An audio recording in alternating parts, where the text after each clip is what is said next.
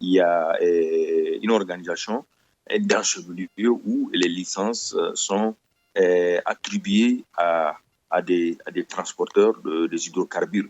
Donc, c'est des contrats. Et maintenant qu'ils n'auront plus ces contrats, donc ces citernes seront garées ou soit seront obligés de changer d'activité ou de revendre carrément leurs véhicules. Donc, vous voyez que c'est vraiment un coup dur pour le milieu, un coup dur pour ces braves transporteurs qui, à mon avis, ne méritent pas ça de l'État du Niger. Aujourd'hui, à l'avant-garde de ce combat contre le terrorisme, je pense qu'après les militaires qui sont sur le terrain, viennent les transporteurs, puisque nous avons joué un très grand rôle dans le cadre de l'approvisionnement de notre pays. Nous avons perdu des vies, nous avons perdu des véhicules, nous avons perdu des marchandises. Donc tout ça là, il n'y a aucune institution ou assurance qui a dédommagé, par exemple, les citernes qui ont été brûlées, les camions qui ont été brûlés avec le contenu, les chauffeurs qui sont morts avec leurs apprentis. Internautes d'Enjeux d'Afrique, bonjour. Merci pour votre fidélité sans cesse renouvelée à cette chaîne. Nous allons à présent au Niger, à Niamey, pour retrouver le tout premier invité qui a ouvert cette chaîne, on va le dire. Il s'agit du syndicaliste nigérien Mahamadou Gamache. Il est notamment le secrétaire général de l'Union des travailleurs du transport et assimilés du Niger, UTAN. Avec lui, nous allons revenir sur ces sanctions annoncées par le régime nigérien contre certains transporteurs qui ont refusé de convoyer du carburant sur le Mali. Monsieur Gamache, bonjour et merci d'avoir accepté notre invitation. Bonjour, c'est à moi de vous remercier. Les autorités de Niamey disent avoir pris ces sanctions parce que ces chauffeurs ont refusé de convoyer du carburant sur le Mali. On parle notamment de retrait de permis, de retrait de licence d'opérer à certains transporteurs. Est-ce que vous pouvez nous dire combien de vos membres sont sous le coup de ces sanctions annoncées par Niamey? Oui, on peut dire que c'est 19 chauffeurs qui se sont vus, en tout cas, retirer le permis de conduire. Mais le choc est partagé avec l'ensemble des camarades, puisque nous estimons que c'est une mesure injuste qui a été prise à la hâte, sans quand même demander le contour, à savoir pourquoi ce refus, pourquoi avant les chauffeurs acceptent malgré tout d'y aller et que maintenant il y a des réticences. Donc voilà des questions que normalement les autorités doivent se poser et quand même apporter des solutions concrètes. Mais la solution facile est celle de prendre des décisions antisociales. Je pense que ça ne résout pas le problème. Ça ne peut que l'envenimer. Et voilà, aujourd'hui, cette décision a été mal accueillie dans notre milieu et même l'opinion publique nationale est vraiment déçue de cette situation, puisque tout le monde sait qu'aujourd'hui, le Niger et l'AES, nous sommes sous une sanction qui ne dit pas son nom. Nous sommes dans une situation et c'est pendant ce temps que les autorités prennent des mesures antisociales pour retirer le permis du chauffeur et retirer les licences des camionneurs. Donc vraiment toute chose qui ne peut pas, en tout cas, qui ne peut qu'envenimer la situation. Monsieur Gamache, on va essayer de comprendre un peu plus cette décision. Retirer les permis des chauffeurs, ça c'est simple, on comprend facilement, mais retirer la licence des transporteurs, qu'est-ce que c'est exactement? Ça veut dire quoi? Ça veut dire qu'ils ne vont plus exercer dans ce domaine de transport du carburant. Donc, en fait, c'est des transporteurs des hydrocarbures, donc les citernes. Donc, dès qu'on retire, c'est fini parce que la société Donc, qui délivre... plus concrètement, c'est des propriétaires de camions. Voilà, les propriétaires des camions, donc, ils se sont vus la licence retirée. Ça veut dire que là, ils n'auront plus le contrat, en tout cas, du Niger, en ce qui concerne ce transport. Comme vous le savez, le Niger est un pays producteur de pétrole. Donc, il y a une organisation dans ce milieu où les licences sont attribuées à des transporteurs des hydrocarbures.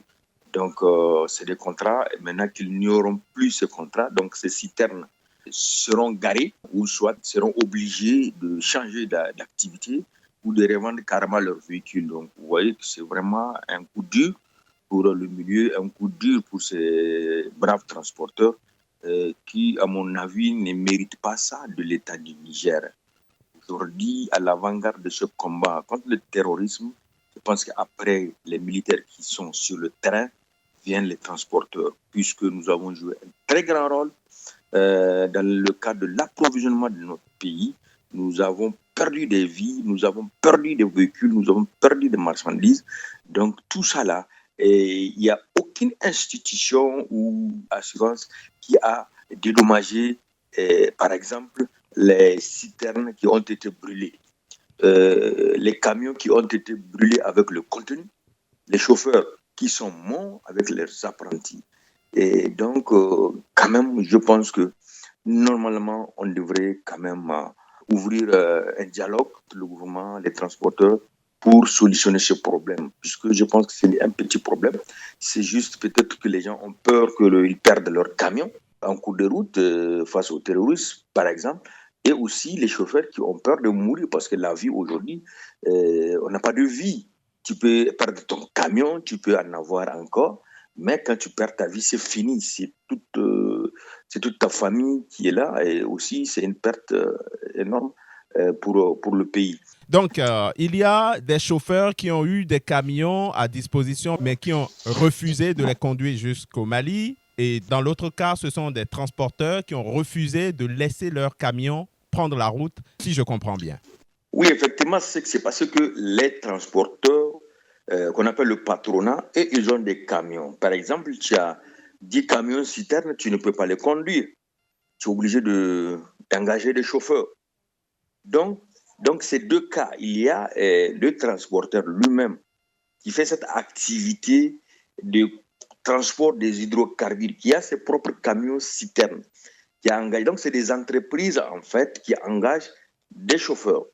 Donc, selon quelques informations, les chauffeurs, il y a des chauffeurs qui n'ont pas refusé d'aller, c'est-à-dire qu'ils étaient venus peut-être en retard ou quelque chose comme ça. Et donc, voilà ce qui s'est passé. Donc, la sanction, elle est deux. On a sanctionné les entreprises du milieu de transport des hydrocarbures qui étaient réticents ou qui ont refusé de mettre à la disposition leurs camions pour le transport sur le corridor qu'ils estiment un peu un corridor à risque. C'est des commerçants, il faut les comprendre. Donc, c'est vrai que nous sommes dans une situation, c'est vrai que les citoyens peuvent être réquisitionnés à tout moment, mais je pense que c'est bon aussi de prendre des mesures pour garantir, pour mettre les gens en confiance et qu'ils sentent que même en cas où le camion est brûlé, peut-être qu'on peut les dédommager, on peut le remplacer. Donc, c'est toutes ces choses qu'on devrait voir. On peut peut-être travailler avec des assurances où l'État peut être garant. Parce qu'aujourd'hui, nous avons discuté avec beaucoup de transporteurs marchandises, beaucoup de transporteurs de citernes, des hydrocarbures, qui nous disent que tout ce qu'ils ont perdu, mais personne ne leur a rien donné. Déjà, une fois, tout au moins, des camions-citernes ont convoyé du carburant depuis le Niger jusqu'au Mali au moment où des djihadistes ont imposé des blocages aux voies habituelles qui amenaient du carburant à Bamako, c'est-à-dire l'axe Dakar-Bamako ou Abidjan-Bamako. Le carburant était obligé de partir du Niger, mais il n'y avait pas de problème. L'armée avait convoyé les véhicules jusque dans les grandes villes maliennes. On avait noté en ce moment aucun dégât selon les informations qu'on a eues. Pourquoi subitement ces camionneurs refusent de prendre la route alors qu'au préalable tout s'était bien passé? Effectivement, voilà une question qu'on devrait se poser. Et moi, je présume que c'est peut-être après que les terroristes n'ont pas eu, en tout cas, gain de cause. Les camions étaient partis de Niamey jusqu'au Mali sans aucun dégât.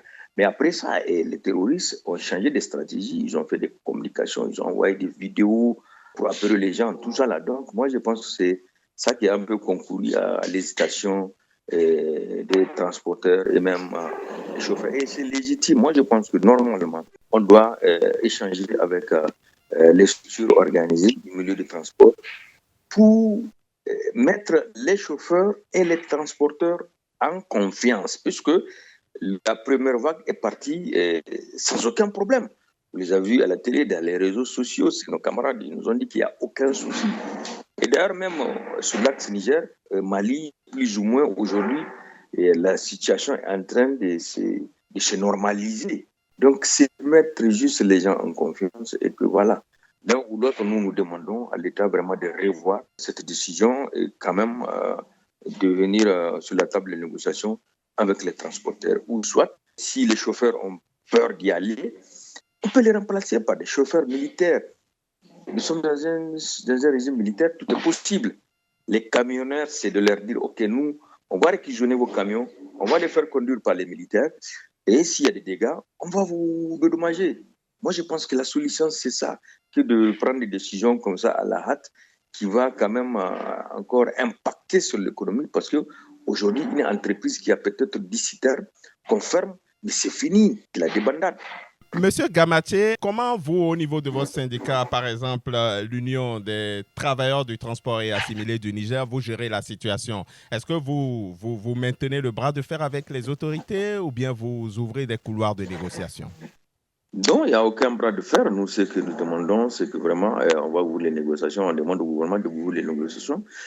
Ce qui peut arranger et le pays et les transporteurs de ce milieu, c'est d'ouvrir les négociations avec les syndicats des transporteurs des hydrocarbures, avec les syndicats des chauffeurs, pour identifier la cause ou les causes de ces refus ou de ces réticences et amener des solutions, mettre les gens en confiance pour un nouveau départ. Puisque quand même, tout le monde sait que depuis que la crise a commencé, on a perdu beaucoup de chauffeurs, on a perdu beaucoup de camions, mais cela ne nous a pas empêché de continuer à assurer ce service public en toute responsabilité.